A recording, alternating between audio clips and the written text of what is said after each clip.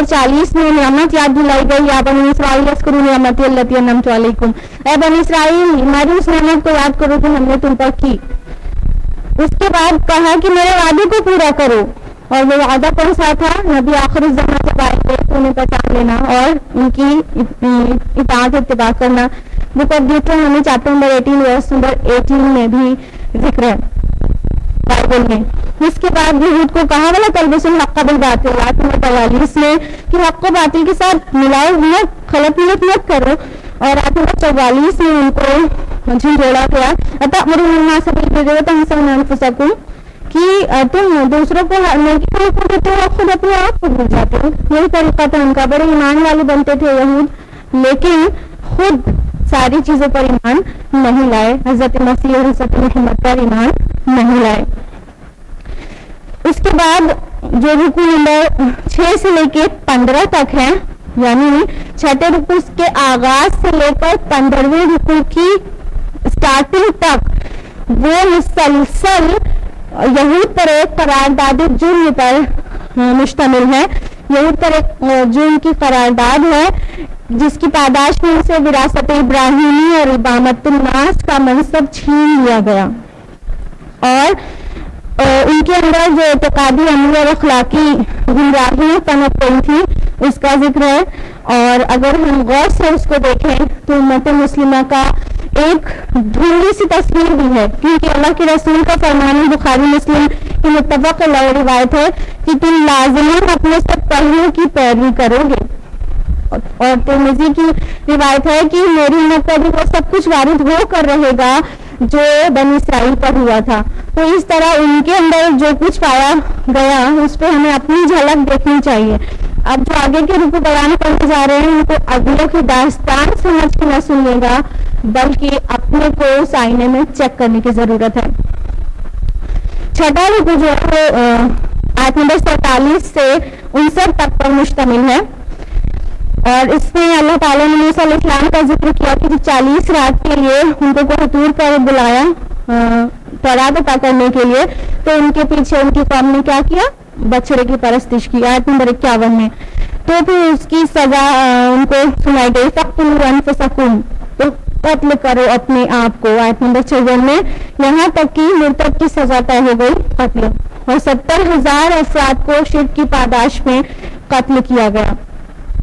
پھر انہوں نے کیا کیا؟ آیت نمبر 55 میں ذکر ہے کہ موسیٰ ہم تمہارا ہرگز یقین نہ کریں گے جب تک ہم اللہ تعالیٰ کو سامنے سے نہ دیکھ لیں. تو آیت نمبر 56 میں کہا گیا کہ ان کو موت وارد کر دی گئی، پھر اس موت کے بعد دوبارہ ان کو زندہ بھی کر دیا گیا. آیت نمبر 57 میں اللہ تعالیٰ کا احسان ہے، یاد دلایا ہے کہ ہم نے تم کو مان اور سلوہ دیا اور ابر کا سایہ دیا. وہ جب جزیرہ نمایاں سینا میں چلتے تھے، یعنی سینائی پینیسولا میں، تو 6 لاکھ کا قافلہ تھا اور کہیں بھی کوئی سایہ نہیں تھا. تو ایک ابر، ایک بادل ان کے اوپر چلتا، جہاں جہاں جاتے بادل ان کے اوپر سایہ کر کے جاتا. پھر بنی اسرائیل کے صحرائے سینا میں آنے اور تورات دیے جانے کے بعد انہیں جہاد و قتال کا حکم ہوا، تو ان میں سے سب نے انکار کر دیا، یہاں تک کہ 40 سال تک فلسطین ان پر حرام کر دیا گیا، وہ صحرا میں بھٹکتے رہے. اور اسی دور میں 40 سالوں کے درمیان میں موسیٰ اور ہارون علیہ السلام کا انتقال ہو گیا. پھر جب نئی نسل پروان چڑھی تو ان کے اندر وہ کمزوری نہیں تھی. ان نئی نسل کے لوگوں نے یوشع بن نون، جن کو موسیٰ علیہ السلام کا خلیفہ کہہ سکتے ہیں، یوشع بن نون کی قیادت میں انہوں نے قتال کیا، اور پہلا شہر جو فتح کیا وہ اریحہ ہے، اور آج بھی موجود ہے جیریکو نام سے.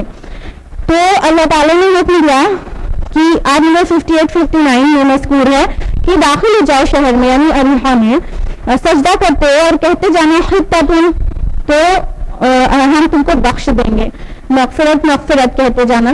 تو انہوں نے کیا کیا؟ حطۃ کو بدل کر حنطۃ کہنا شروع کر دیا، ہمیں گیہوں چاہیے.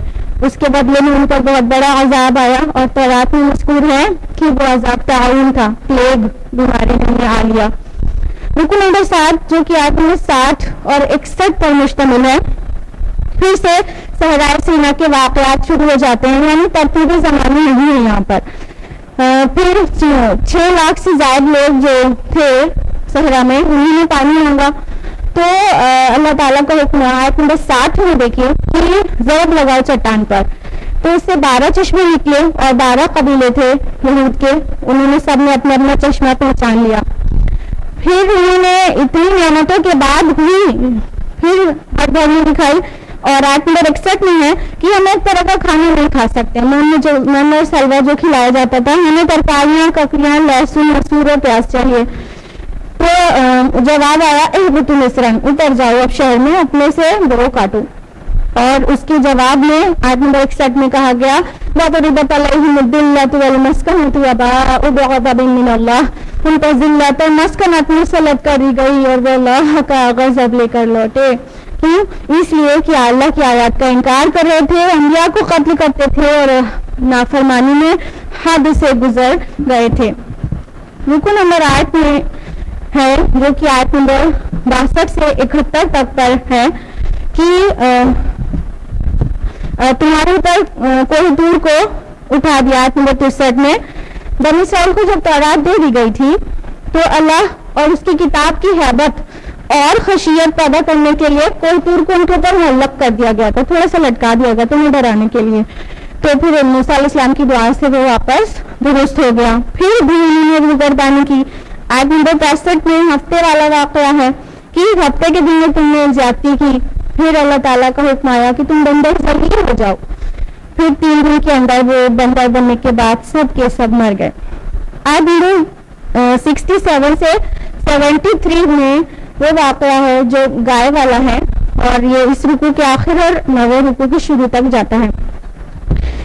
آمین نامی ایک شخص تھا جس کا قتل ہو گیا تھا, تو قاتل کا پتہ نہیں چل رہا تھا. تو اس طرح اللہ تعالیٰ نے موسیٰ علیہ السلام کو حکم دیا کہ ایک گائے یہ ذبح کرے, اور آپ لوگوں کو پہلے سے بھی پتا ہوگا گائے ذبح کرنے کا حکم ہوا.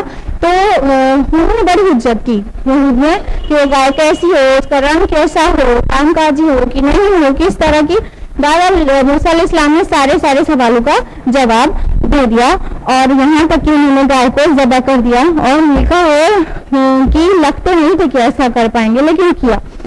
گائے ذبح کرنے کی جو حکمت ہے وہ یہ کہ بچڑوں کو نابود بنا لیا تھا نا, تو ان کی جو گائے کی تقدیس ان کے دلوں میں تھی اسے نکالنا تھا, اور باعث بعد الموت کا ثبوت بھی دینا تھا کہ اس طرح اللہ تعالیٰ مردوں کو بآسانی زندہ کر سکتا ہے.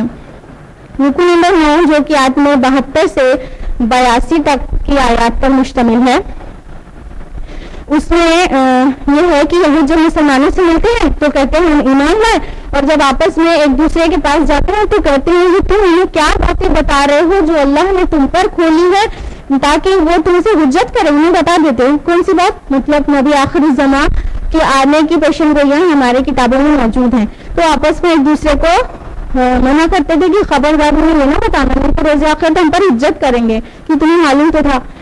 تو اللہ تعالیٰ آیت نمبر 76-77 میں یہ کہتا ہے کہ اللہ تعالیٰ تمہارا چھپا اور کھلا سب جانتا ہے, اسے بتانے کی ضرورت نہیں ہے.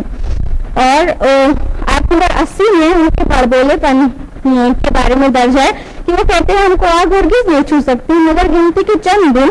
تو ان کا یہ بڑبولا پن کو بتایا گیا, اور یہ بات ریپیٹ ہوگی سورہ آل عمران میں بھی. اس کے بعد رکوع نمبر 10 ہے جو کہ آیت 83 سے 86 پر مشتمل ہے. موسیٰ اور ہارون علیہ السلام کی وفات کے بعد یوشع بن نون کی قیادت میں سارا فلسطین فتح کر لیا گیا.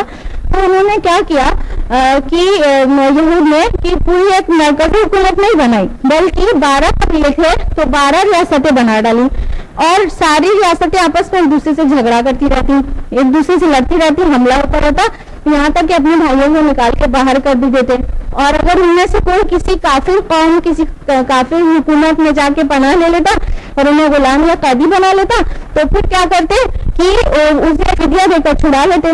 تو ان کو اور کہتے کہ ہم کو یہ حکم کیا گیا ہے کہ جب اسرائیلی بھائی اسیر یا قیدی بنا لیا جائے تو اسے فدیہ دے کر چھڑا لو. تو اللہ تعالیٰ نے اس بات پر بہت غضبناک ہوا ہے کہ یہ جزوی اطاعت کر رہے ہیں کہ ان کو تو آج حکم یہ تھا کہ خوریزی نہ کرو, اپنے بھائی کو ملک بدری مت کرو. یہ کیا کر رہے ہیں, ایک بار ملک سے نکال رہے ہیں پھر اس کو فدیہ دے کے چھڑا رہے ہیں. تو اصلی حکم تو مان نہیں رہے, آدھی بات مانتے آدھی نہیں مانتے, کچھ نہیں مانتے, تو بہت ناراضگی کے انداز میں اللہ تعالیٰ نے آیت نمبر 85 میں کہا افتؤمنون ببعض الکتاب وتکفرون ببعض, کیا یہ کتاب کے بعض کام کو مانتے ہیں اور بعض کا انکار کر دیتے ہیں. فما جزاء من یفعل ذلک منکم الا خزی فی الحیاۃ الدنیا, تو ایسے کی کیا سزا ہو سکتی ہے سوائے اس کے کہ دنیا میں ذلیل و خوار کر دیا جائے, ویوم القیامۃ یردون الی اشد العذاب, اور روز قیامت شدید ترین عذاب میں چھوڑ دیا جائے. وما اللہ بغافل عما تعملون, اور اللہ غافل تو نہیں ہے جو تم کرتے ہو. تو یہ خالی عہد کے لیے نہ سمجھے گا, آج امت مسلمہ بھی اسی پوائنٹ پر کھڑی ہے کہ جزئی اطاعت ہے, کچھ بات مانتے ہیں اور کچھ انکار کر دیتے ہیں, کچھ کو پس پشت ڈال دیتے ہیں. اسی لیے کہا یہ سوچتے ہوئے مت سنیے گا کہ پہلے کے افسانے ہیں, یہ ہمارا آئینہ بھی ہے. رکن نمبر 11 جو ہے وہ آیت نمبر 87 سے 96 پر مشتمل ہے, اور اس میں یہود کے تکبر کا ذکر ہے. نبی آخری زماں کے لیے وہ دعائیں کر رہے تھے, انتظار میں گھڑیاں گن رہے تھے, لیکن پھر کیا ہوا؟ آیت نمبر 89 میں لکھا ہوا ہے کہ جب وہ آ گئی وہ چیز ان کے پاس جو جس کو انہوں نے پہچان لیا تو منکر ہو گئے اس کے. یعنی آخری رسول کے انتظار تھا ان کو کہ ایک نبی آخری زمان آئے گا, تو لاسٹ پروفیٹ, لیکن جب آ بھی گیا پہچان بھی لیا تو انکار کر دیا. کیوں؟ ضد اور اکڑ کی بنیاد پر, تکبر کی بنیاد پر. تو اللہ تعالیٰ نے فرمایا آیت نمبر 90 میں, تو وہ غضب پر غضب لے کر لوٹے. اللہم لا تجعلنا معهم. آیت نمبر 93 میں ہے کہ جن سے جب کہا گیا کہ سمعنا واطعنا کہو, کہ ہم نے سنا اور ہم نے مان لیا, تو انہوں نے کیا کیا؟ پھر سمعنا وعصینا کہنا شروع کر دیا, ہم نے سنا اور ہم نے نافرمانی کی. آیت نمبر 94 میں ہے کہ اگر ان سے کہہ دیجئے کہ اگر آخرت کا گھر تمہارے لیے ہے خالصتاً, تو تم کو موت کی تمنا کرنی چاہیے پھر. لیکن جواب دیا ہے ہرگز موت کی تمنا نہیں کریں گے, مگر زندگی کے اتنے حریص ہیں کہ چاہتے ہیں ان کو ہزار سال کی عمر ملے. آیت نمبر 96 میں کہا گیا کہ اس قبر جینا بھی انہیں عذاب سے بچانے والا نہیں ہے. اور رکوع نمبر 12 جو آیات 97 to 103 پر مشتمل ہے, اس میں ذکر ہے کہ یہود کا جو تصور تھا کہ جو آخری نبی ہوگا وہ بنی اسرائیل سے ہوگا, تو وہ ہو گیا بنی اسماعیل سے, تو ان کو بڑی عقل لاحق ہو گئی, دشمنی کو اتارو ہو گئے, یہاں تک کہ جبریل علیہ السلام کو اپنا دشمن ماننے لگے کہ وہ وحی لے کر محمد کے پاس کیوں گئے صلی اللہ علیہ وسلم, وہ بنی اسماعیل کے پاس کیوں گئے, بنی اسرائیل میں سے کسی شخص کے پاس کیوں نہ آئے. تو اللہ تعالیٰ نے ان کے بارے میں کہا کہ جو آیت نمبر 98 میں کہ جو بھی فرشتوں کا, رسولوں کا, جبریل اور میکائیل کا دشمن ہے, اللہ اس کا دشمن ہے. اور جب انسان کے اندر حسد پیدا ہو جاتی ہے نا, تو وہ کیا کرنے لگتا ہے؟ جادو, ٹونا اور تعویذ عملیات, اس طرح اس کا دماغ چلا جاتا ہے. ہاں, تو ان لوگوں نے بھی کیا. آیت نمبر 102 میں ہے کہ بابلونیا یعنی بابل جو کہ عراق کا پرانا نام تھا, وہاں پر اللہ تعالیٰ نے لوگوں کی آخری آزمائش کے لیے 2 فرشتے ہاروت اور ماروت کو نازل فرما دیا, اور وہ لوگ ان سے لوگ جادو سیکھا کرتے تھے. آیت نمبر 102 میں ہے کہ وہ اتنا حجت کر دیتے تھے, وہ کہتے تھے یہ جادو نہ سیکھو, یہ کفر ہے, ہم آزمائش کے لیے بھیجے گئے ہیں. باوجود اس کے لوگ ان سے جادو سیکھا کرتے تھے. اور ایمان کا تقاضا کیا ہے؟ وہ تو یہ کہ مومن کو کامل یقین اللہ پہ ہونا چاہیے, خیر و شر کا کل اختیار اللہ کو ہے. رکوع نمبر 13 جو آیات 104 سے 112 تک پھیلی ہوئی ہے, اس میں ہے کہ اے ایمان والو راعنا مت کہا کرو, راعنا مانا ہماری رعایت کیجیے, انظرنا کہا کرو ہماری طرف توجہ کیجیے اور توجہ سے بات کو سنو. آیت نمبر 104 میں کہا گیا جب رسول اللہ صلی اللہ علیہ وسلم کوئی بات کہتے اور کوئی سننے سے قاصر رہ جاتا تو کہتا راعنا ہماری طرف توجہ کیجیے. تو منافقین کا طرز عمل کیا ہو گیا کہ وہ راعینا کہنے لگے, یعنی ہمارے چرواہے. تو اللہ تعالیٰ نے ایسے لفظ کو استعمال کرنے سے ہی منع فرما دیا کہ راعینا کہا ہی مت کرو, انظرنا کہہ دیا کرو. اور یہود کا بربولاپن آیت نمبر 111 میں وہ کہتے تھے وقالوا لن يدخل الجنة إلا من كان هودا أو نصارى، کہ وہ کہتے ہیں کہ یہود اور نصارہ کے علاوہ جنت میں کوئی نہیں جا سکے گا. تو اللہ تعالیٰ نے کہا کہ کوئی ان سے کہا ہاتھ برہانکم، اپنا ثبوت پیش کرو اگر تم سچے ہو. اور یہ بھی کہا تلک امانی کیوں، یہ تو ان کی خواہشات ہیں، خواہشات یعنی وشفل تھنکنگ ہے، اپنے آپ کو بڑا سمجھ رہے ہیں، صرف وہی جنت میں جائیں گے. ہاتھ برہانکم، اپنا ثبوت پیش کرو ان کنتم صادقین، اگر تم سچے ہو. رکو نمبر 14 جو کہ آیات 113 سے 121 تک پر ہے. یہاں پر خطاب تو دراصل بنی اسرائیل سے ہی ہے، لیکن اہل مکہ کی طرف اشارہ ہونا شروع ہو گیا ہے. آیت نمبر 114 میں ہے کہ اس شخص سے بڑھ کر ظالم کون ہوگا جو اللہ تعالیٰ کی مسجدوں سے روکے. تو یعنی مشرکین مکہ نے حرم میں داخلہ ممنوع کر دیا تھا مسلمانوں کا، اور یہ 6 ہجری میں اللہ کے رسول عمرہ کے لے گئے اور صحابہ گئے اور واپس لوٹنا پڑا. پھر 7 ہجری میں گئے. یہ 7 سال بہت شاق گزرا تھا آپ صلی اللہ علیہ وسلم صحابہ پر. تو اب اشارہ ادھر شروع ہو گیا ہے. اور آیت نمبر 115 میں کہا گیا مشرق اور مغرب سب اللہ ہی کے ہیں، یعنی اب تحویل قبلہ کی تمہید شروع ہو گئی. اب آگے تحویل قبلہ کی بہت مفصل بحث چلے گی، یہیں سے تمہید شروع ہو گئی. رکوع نمبر 15 جو کہ آیات 122 سے 129 تک پر ہے.